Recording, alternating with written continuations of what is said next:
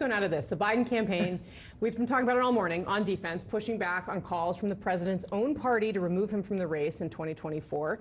CNN has learned that Biden's team is now looking to overhaul their strategy to ease voter apprehension over concerns about Biden's fitness for office.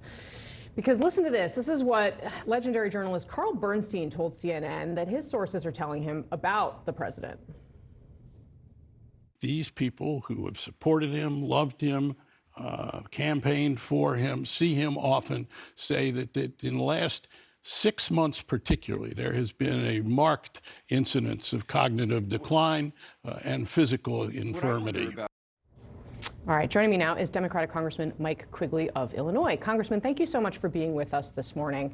I want to start there with what we saw on the debate stage. You heard what Carl Bernstein reported there on CNN's airwaves. I think my question to you, you previously served for quite some time on the House Intelligence Committee. What do you think our adversaries saw on stage in President Biden last week, and does that concern you? Look, the morning after when I looked at this, I said to myself, well, he had a really, really bad night, and we'll move forward. Obviously, we have to be honest with ourselves and recognize that we have to take the voters where they are. And there is concern about this situation, given where we are. And the real tragedy besides that is, well, the American people didn't get to see the contrast that existed between two dramatically different people acting as president for 4 years. Sir, I want to play for you an ad that is now running in Pennsylvania, which is one of the critical Senate races that is going to decide control of that chamber. And this is Dave McCormick, the Republican candidate, going after Bob Casey, the sitting Democratic senator. Watch this. We'll talk about it.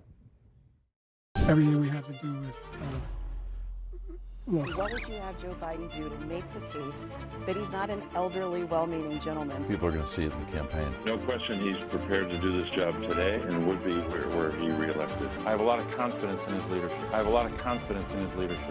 No question he's prepared to do this job today. Is President Biden's status as the person at the top of the ticket endangering Democratic hopes of keeping or regaining control of Congress, depending on the respective chamber? Let me put it in this perspective. If I were to talk to the president today, I would advise him that the decision he has to make now is clearly only his. And as much as I greatly respect him and appreciate the extraordinary job, I think his 4 years are, one of the great presidencies of our lifetime. But I think he has to be honest with himself. This is a decision he's going to have to make. He clearly has to understand, I think what you're getting to here is that his decision not only impacts who's going to serve in the White House the next 4 years, but who's going to serve in the Senate, who's going to serve in the House, and it will have implications for decades to come. It sounds like you're actually open to the idea that it might be the right decision for him to step aside. I think what I'm stressing is it has to be his decision, but we have to be honest with ourselves that it wasn't just a horrible night. But I won't go beyond that out of my respect and understanding President Joe Biden, a very proud person who has served us extraordinarily well for 50 years. But it's his decision. I just want him to appreciate at this time just how much it impacts not just his race, but all the other races coming in November. Do you think that if the polling starts to show it's clear Democrats will not gain control of the House because of the standing of the president, that the dam may break and he may face public pressure from people to step aside? Oh, it's clear that what took place last week doesn't seem to influence his decision. I don't know what will. I don't know if this polling is. It probably takes 3, 4, 5, up to a week to get decent polling. So I assess we'll probably get that starting today or tomorrow.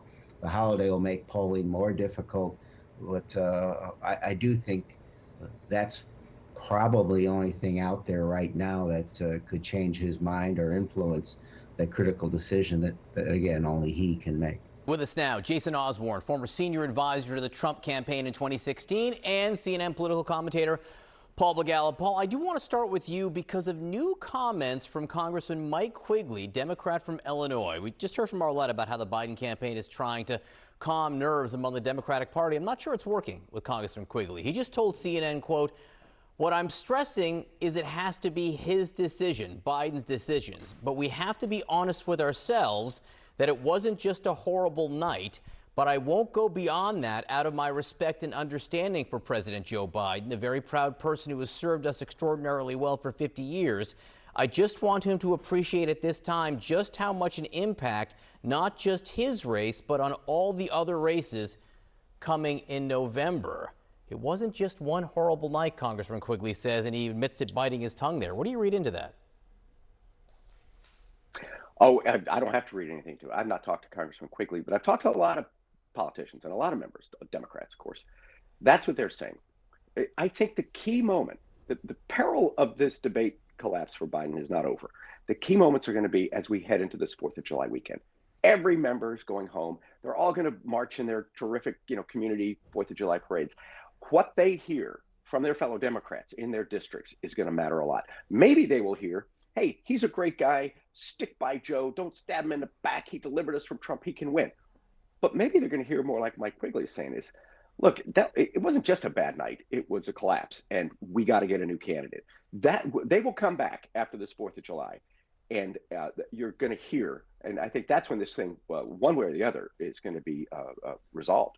And Paul, what about what people are hearing from the Biden campaign in the White House when they do raise concerns, which is bedwetter, pearl clutcher? How effective is it to call names of people who are raising concerns about the president's debate performance? It is very effective if what you want to do is alienate your allies. It is. I'm trying to decide is it more stupid or more petty? And I think it's more stupid because they need to be strategic here. They need to reach out to people who are upset. Look, obviously, I'm one of them. They need to make their case. And if you insult people on your team, they tend to not want to be on your team. I'm sorry, but I've been through a lot of crises with politicians, and you don't go after your allies who they have legitimate concerns. I mean, I don't know if you were watching, Berman. You're an early to bed guy, but that was a bad debate for Joe Biden, and any Democrat who says otherwise was just not watching. I was part of the historic audience who tuned in to CNN across many different platforms to see what was truly an historic debate. So Jason, it's not all daisies and unicorns. It's not all daisies and unicorns for you, right? Because President Biden last night did hit on something which may be an effective argument against President Trump, former President Trump, at least in terms of framing where things are. After the Supreme Court decision expanding presidential immunity, what President Biden actually said is you have to be extra careful now about electing Donald Trump because there are no guardrails. Isn't there an audience for that? Oh, absolutely. But I think it also kind of falls on deaf ears a little bit when you have President Biden out there saying that the Supreme Court can't stop me when I do stuff, with regard to the student loan debt repayment. But look, I think in terms of Democrats in the House and the Senate or down ballot races, I think they should be probably embracing this a little bit in their own campaigns in saying, look, we are the only stopgap to prevent President Trump. If he wins, if he beats Joe Biden, we're the only thing stopping him from doing everything he wants to do to the detriment of the U.S. Not that I agree with that, but that would be the better play, I think, for Democrats as opposed to going and attacking and trying to replace the nominee because, sometimes the grass is not greener on the other side, and who knows who would take Biden's place.